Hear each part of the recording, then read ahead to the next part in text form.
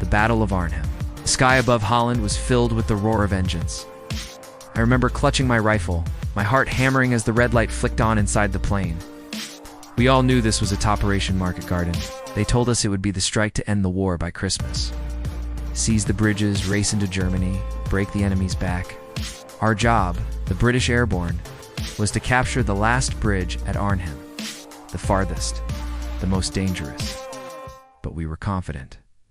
After all, the brass told us the Germans were on the run.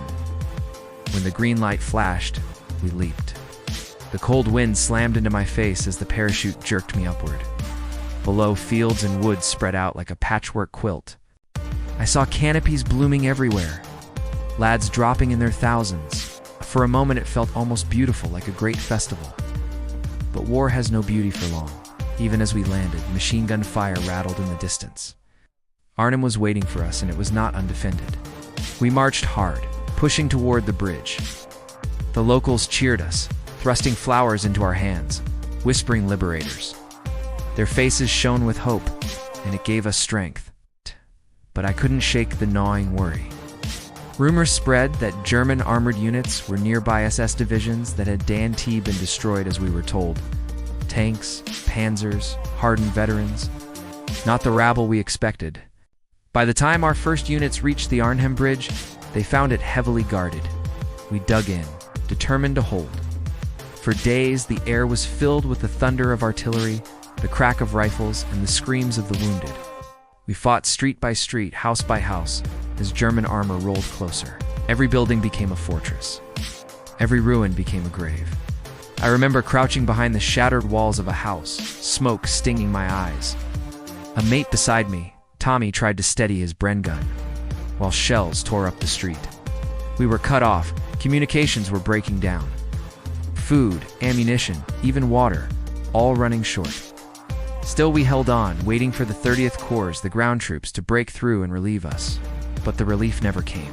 The armored column stalled miles away, bogged down by German resistance along the road. The corridor was too narrow, too vulnerable. We were alone. Inside Arnhem, the situation grew desperate. Wounded men filled the basements, groaning in the dark. We tore up curtains for bandages, siphoned water from radiators. The dead lay in the streets where they fell, yet still we fought. A bridge too far, they called it later. For us, it was a bridge of blood.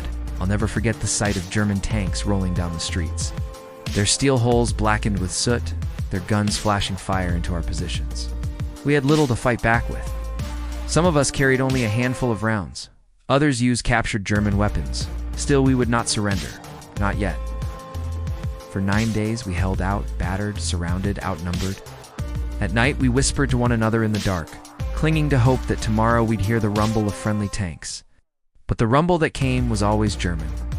Eventually, the order came. Withdrawal. We were to pull back across the Rhine under cover of night, broken, exhausted, and bitter. We slipped through the shadows, leaving the bridge behind us in enemy hands.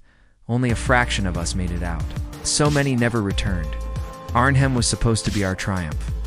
Instead, it became our sacrifice. Out of nearly 10,000 British airborne troops, barely 2,000 escaped. The rest were killed, wounded, or captured. The Dutch, who had welcomed us, paid a terrible price too, as the Germans punished them mercilessly in the winter that followed. And me, I lived. Though sometimes I wonder if part of me never left those burning streets. I think of Tommy, of the lads who fell beside me, of the bridge we could not hold. People say Arnhem was a failure. Perhaps it was. But I also know this. We fought with everything we had against impossible odds because we believed in the hope of ending the war. History calls it a bridge too far. To me, it was the longest 9 days of my life. The memory of Arnhem will never leave me, nor should it, because in those ruins, in that doomed stand, we showed the world what it meant to be airborne, to drop into hell, and to fight no matter the cost.